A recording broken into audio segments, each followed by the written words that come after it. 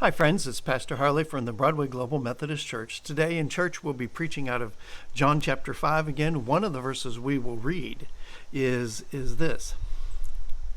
In John 5:44, Jesus says, "How can you believe when you receive glory from one another and do not seek the glory that comes from the only God?" Well, I think one answer is that we can't be expected to believe very much. We cannot be expected to exercise much faith. Our task is to believe in the one that God has sent, to understand there's certain things we can't see, such as the resurrection of the dead, and our eventual, coming before the throne of God and finding that all is forgiven in the cross.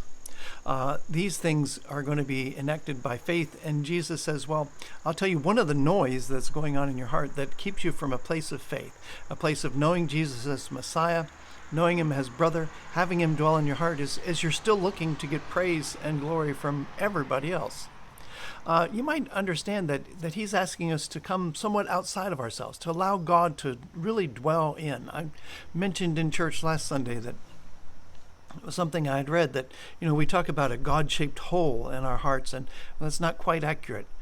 We have a hole inside us, and we've made it into a shape of everything but God, and we've tried to fill it with everything but God. And we are manufactured, we're made, we're social creatures that we're going to evaluate, place the people in it, what's going on, and find out what will get us the most benefit out of that situation. In other words, we're very much tempted to not only seek to get along with other people, but to seek glory from other people.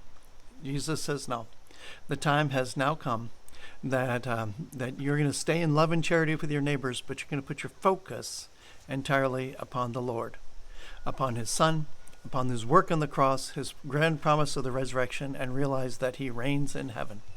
That is what is going on now. It's not a time to look for people to approve of us. It's a time to seek the goodness of God and his glory.